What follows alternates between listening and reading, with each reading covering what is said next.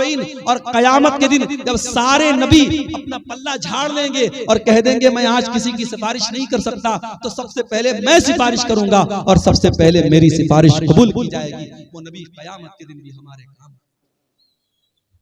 शायर कहता है बरोज़े कयामत बजुज़ नफसी नफसी, किसे याद आएगी असलम किसी की। बरोज़े कयामत बजुज़ नफसी नफसी, किसे याद आएगी असलम किसी की। न भूलेंगे जिसको नबी ये मुकर्रम, वो उम्मत नहीं है तो फिर और क्या है।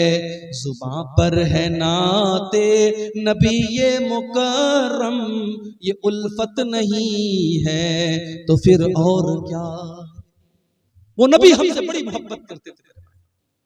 अल्लाह के नबी फरमाते हैं कि अल्लाह ताला ने हर नबी को एक दुआ ऐसी दी जिसके कबूल करने की गारंटी ले ली, और हर नबी ने अपनी उस दुआ को दुनिया में मांग लिया। अल्लाह के नबी फरमाते हैं कि मैंने अपनी दुआ को संभाल के रखा। सारे नबियों ने अपनी दुआ को मांग लिया, लेकिन मैंने अपनी दुआ को संभाल के रखा है। किसके लिए? अपने लिए नहीं, अपने परिवार के लिए नहीं, अपने बच्चों के लिए नहीं। शफाअतन li उम्मती यौमल क़ियामा, मैं क़यामत के दिन अपनी उम्मत के लिए सिफारिश करूंगा। कयामत के दिन अपनी उम्मत के लिए अल्लाह से गिड़गिड़ा के माफी मांगूंगा। मेरे प्यारे साथियों, उस नबी की कदर करो, उस नबी से मोहब्बत करो, उस नबी की इत्तिबा करो, उस नबी की इताअत करो। और मेरे भाइयों, ये हमारे मौलाना तौहीद साहब ने एक पर्ची दी है, इस पे कुछ सवालात हैं, मैं इनको जवाब दे करके मैं बात खत्म करूंगा, क्योंकि हमारे एक बंगला मुकर्रर भी मौजूद है और 3 बजने वाले हैं। मैं इन सवालों को मुख्तसर तौर पर जवाब दे के बात खत्म करता हूँ।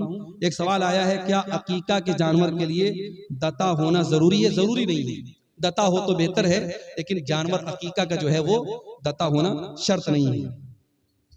अगर बच्चा मरा हुआ पैदा हो तो उसका जनाजा पढ़ेंगे या नहीं, इस मसले में उलमा का इख्तिलाफ है। अल्लामा अलबानी की जो तहकीक है वो ये है कि चूंकि बच्चा जो होता है 4 महीने का जब हो जाता है, 120 दिन का, तो उसके अंदर रूह डाल दी जाती है। माँ के पेट में बच्चा जब 4 महीने का होता है, उसके अंदर रूह डाल दी जाती है। इसलिए 4 महीने के बाद जब भी वो पैदा होगा, अगर वो जनाजा पढ़ने, अगर वो गुस्ल देने लायक होगा तो गुस्ल देंगे और कफनाएंगे और जनाजा भी पढ़ेंगे। और यही बात ज्यादा मजबूत समझ में आती है दलील की रोशनी में। तो बेहतर यही कि उसका जनाजा पढ़ेंगे। अगर कोई नहीं पढ़ता है तो कोई गुनाह की बात नहीं है, लेकिन दलील की रोशनी में ज्यादा मजबूत बात यही है। क्या गैर मुस्लिम का रुपया मस्जिद में लगा सकते हैं? लगा सकते हैं, मगर एक शर्त है। अगर वो गैर मुस्लिम कोई ऐसा कारोबार करता है जो पूरा का पूरा हराम कारोबार है, तो वो पैसा फिर हम मस्जिद में नहीं लगाएंगे, उसको मना कर देंगे, भाई तुम्हारा पैसा हम नहीं ले सकते। लेकिन ऐसा बहुत कम होता है। गैर मुस्लिमों के यहाँ भी हलाल बिजनेस भी होते हैं, हराम बिजनेस भी होते हैं। तो अगर मिक्स आमदनी है तो हम वो ले सकते हैं। इसकी दलील क्या है?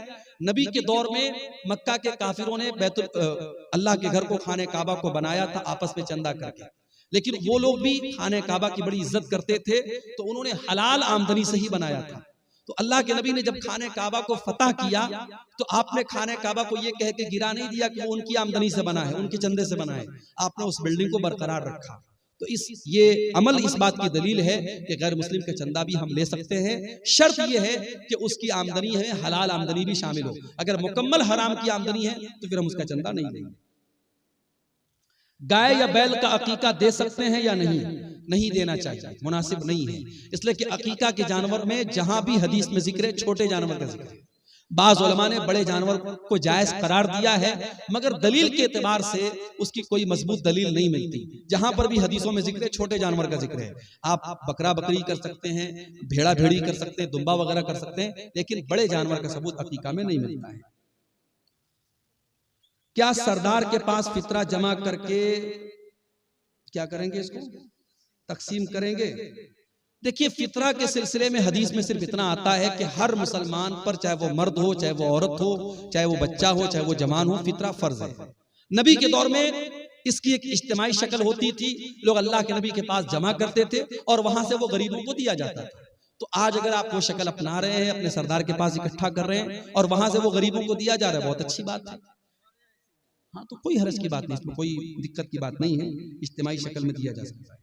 शर्त यह है कि उसका, देखिए, ज़कात एक अलग चीज होती है। फितरा की रकम हम सिर्फ फुकरा और मसाकिन को दे सकते हैं। फितरा की रकम मस्जिद में नहीं दे सकते। फितरा की रकम से इमाम की तनख्वाह नहीं दे सकते, फितरा की रकम से किसी मौलवी को नजराना नहीं दे सकते। जो गरीब और फकीर और मिस्कीन लोग हैं उनकी जरूरतों को हम फितरा से पूरा कर सकते हैं और किसी मसरफ में उसको नहीं लगा सकते। कोई हर्ज की बात नहीं, अपने से बांट सकते हैं। क्या मैयत के नाम से इफ्तार करा सकते हैं? मैयत की तरफ से जो आम सदका और खैरात किया जाता है, तो बहुत सारे अहले इल्म ने ये कहा है कि इफ्तार भी एक तरीके से लोगों को खाना खिलाना है, और वो भी एक तरीके से अगर हम किसी गरीब को खिला रहे तो सदका है, तो इस एतबार से मैयत की तरफ से भी हम इफ्तार करा सकते हैं। लेकिन बहरहाल इफ्तार चूंकि एक मखसूस इबादत है और मुस्तकिल तौर पर हमें कोई ऐसी दलील नहीं मिलती कि नबी के सहाबा ने अपने मरे हुए माँ बाप की तरफ से या रिश्तेदारों की तरफ से इफ्तार कराया हो, इसलिए इफ्तार जिंदे ही की तरफ से